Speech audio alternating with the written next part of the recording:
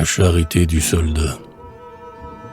Sous le ciel d'hiver, bas et terne, les gueux, les errants du trottoir, à la porte de la caserne, attendent la soupe du soir. Frissonnant sous la blouse bleue, ou sous le drap beaucoup trop mûr, comme au théâtre ils font la queue, deux par deux, serrés près du mur. La faim creuse le flanc vaste, des loquetueux que groupe ici, l'espoir d'un peu d'eau tiède et grasse, et d'un morceau de pain moisi. Vivant du rebut des cantines, ils tiennent, l'air discipliné. Celui-ci sa boîte à sardines, celui-là son bol de cornet. Certains habitués ont même un tronçon rouillé de cuillère. C'est ici la pire bohème de la grande ville en hiver. Silencieux, l'œil sombre et triste, et navrant d'immobilité, ils sont là, le récidiviste et l'homme de lettres raté. L'un revoit peut-être des crimes parmi ses rêves engourdis, et l'autre cherche en vain les rimes d'un de ces sonnets de jadis. Ce gosse a l'air d'un très vieux singe. Ce grand vieillard fait mal à voir, qui sur son maigre corps sans linge boutonne un tragique habit noir. Quelques femmes, sans âge, laides, dont l'une, hélas, porte un marmot, sont dans leur rang, mornes et raides. Et personne ne dit un mot. Mais soudain la foule s'agite, les yeux sont pleins d'éclairs jaillis, car voici, portant la marmite, deux soldats vêtus de treillis.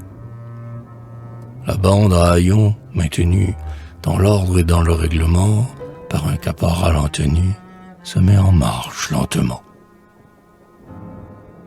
Avec une hâte gloutonne, chaque gueux reçoit en tremblant la soupe chaude qu'on lui donne dans une louche de fer blanc.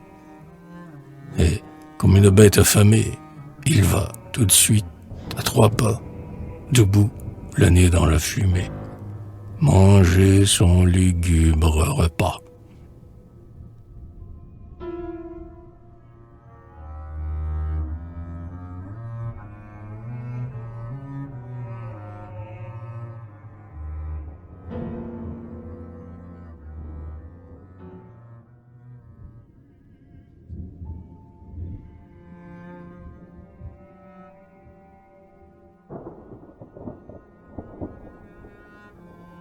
Eh bien, ce spectacle m'agrée.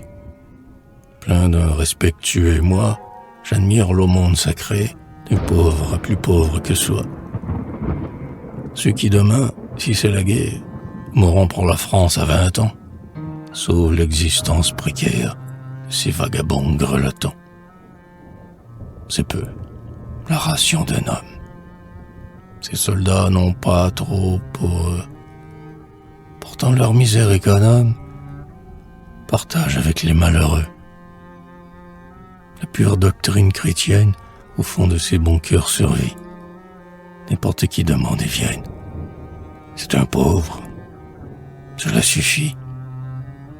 Tu vois, dure philosophie, les hommes s'entre-dévorant dans l'affreux combat pour la vie. Regarde ici. C'est rassurant.